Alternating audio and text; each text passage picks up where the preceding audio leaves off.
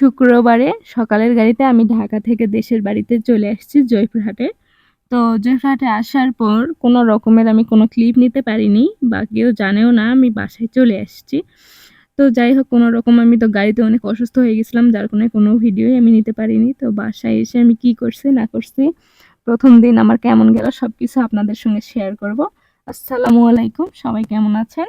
তো প্রথমেই সকালবেলা মা একটা 3 কেজির পার একটা প্রায় 4 কেজির মতো একটা মুরগি আনছে। তো মুরগিটা জবাই করার পরে পরিষ্কার করে নিছে।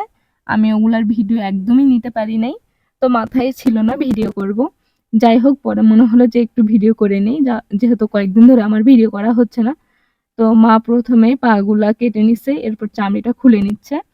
আর মা এদিকে চামড়ি খুলতে থাকুক, আমি ওইদিকে মা যে ফুলের গাছগুলো লাগাইছে সেগুলা দেখতে চলে গেছিলাম। তো প্রথমেই এই মোচান্দা গাছটা আমার এত, ওর সামনের বারে যখন আসছিলাম অনেক ছোট ছিল, তো এবারে দেখতেছি এত বড় হয়েছে, আমি আর হাতা পারতেছিলাম না, অনেক উঁচুতে ভিডিও নিচ্ছিলাম আবার যাই হোক দেখানোর জন্য। তো এরপরে এই ফুলটার কিন্তু বাস্তবে কালার অনেক সুন্দর, আর রঙনের অনেক গাছ আছে, পরে কোনো এক ভিডিওতে দেখাবো। তো এখানে এই রঙনটা এত কলি আসছে, আর এটার কালার হালকা একটু গোলাপি, খুবই সুন্দর একটা কালার, মানে বলার বাহিরে। আর এই গাছটা, এটা কি যেন একটা জবা বলে, আমি অনলাইনে দেখছিলাম, যাই হোক নামটা মনে নাই, কেউ জানলে অবশ্যই ফুলগুলোর নাম বলবেন। আর এদিকে মার হচ্ছে চামড়িটা খোলা হয়ে গেছে, তো মা এখন কেটে নিবে। আর আমার ছেলে এখানে এসে এত পরিমাণের খুশি যে আপনাদের বোঝাতে পারবো না। দেখেন, ও খালি ওর নানির ফোন নিয়ে খালি দৌড়াদৌড়ি করতেছে। তো এদিকে মা প্রায় অর্ধেকের মতো, অল্প একটুই কাটা হয়েছে, তো আমি ওগুলার ভিডিও নিচ্ছিলাম। আর কিছুদিন আগে মা হচ্ছে যে লোকগুলা বাচ্চা দিয়ে যায় হাঁস মুরগি, ওখান থেকে 5টা ব্রয়লার মুরগি বলে নিছে। তো যাই হোক, ওরা পরে দেখেছি এটা কক মুরগি, আর মার এদিকে অলরেডি কোটা হয়ে গেছে, সেটাই আপনাদেরকে দেখাচ্ছিলাম, যে এটা কোটার পর এত সুন্দর লাগতেছিল, মাশাল্লাহ।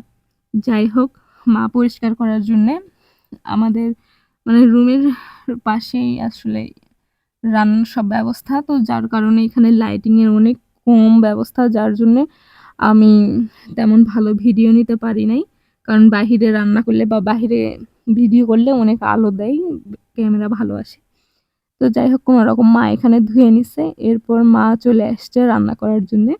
আজকে চুলায় রান্না হবে, আর চুলার রান্না তো অনেক মজা হয়, সবাই জানেন। আমি তো এতদিন গ্যাসে রান্না করতাম, এখন বাসায় আসছি চুলার রান্না খাবো ইনশাল্লাহ। তো যাই হোক, এরপর মা কিছুক্ষণ কষাই নিছে, বাকি মানে ওখানে সব মশলাই দেওয়া ছিল, বাটা মশলা ছাড়া সবকিছু থেতলে নিছে আগে, বাটা মশলাটা পরে ইউজ করবে। তো যাই হোক, মা এখন লবণও দিয়ে দিল, দিয়ে এখন কিছুক্ষণ কষানোর পরে বাটা মশলাটা দিয়ে নিছে, সেটা ক্লিপ নিতে ভুলে গেছি, ভিডিওতে দেখাই যাচ্ছে, পরে আবার একটু মা দিয়ে দিল।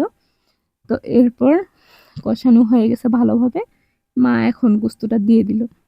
তো এখন তেল পানি ছাড়াই কিন্তু এটা কষাবে আর কি। আপনি হচ্ছে ব্রয়লার মুরগি যত পানি ছাড়া কষাবেন, রান্না করবেন, একদম ভাজা ভাজার মতো তেল ছেড়ে দিবে, ওইভাবে রান্না করলে এত মজা হয়। তো যাই হোক, মা পরে আবার একটু তেল দিয়ে দেয়, আর এইদিকে আমরা রান্না দেখতেছি বসে বসে, আর আমি আমার হাত দেখাচ্ছি এদিকে, যে বাবার বাড়ি আসলে মেয়েদের আসলে কোনো কাজই করতে হয় না, কি ভালো তাই না? মা পরে আরো একটু মরিচ দিয়ে দিচ্ছে, যাতে যেন খেতে ঝাল ঝাল হয়।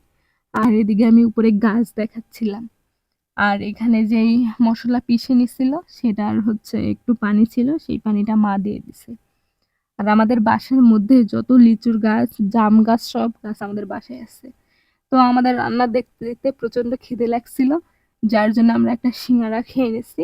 আর বলতে বলতে মার রান্নাও হয়ে গেছে, মাশাল্লাহ দেখেন কত সুন্দর লাগতেছে। মায়ের হাতের রান্না কোনো কথাই হবে না, এখন দেখে এখনো আমার খেতে ইচ্ছে করতেছে। যাই হোক, মায়ের রান্নার তো কোনো রিভিউ হয় না, বা কেউ কোনোদিন দিতেও পারবে না, এটা এত মজা ছিল। তো আমরা ওখানেই বসে খেতে শুরু করছি, অনেকে ভাববে আমার হয়তো ঘর বাড়ি কিছুই নাই, এরকমটা ভাবার কোনো অপশান নাই। যাই হোক, সবাই আনন্দ করে চুলার পাড়ে বসে থাকে। খাওয়ার যে একটা আনন্দ, এটা সব থেকে আমার মনে হয় পৃথিবীর সব থেকে বেশি আনন্দ এখানেই। সবাই ভালো থাকবেন।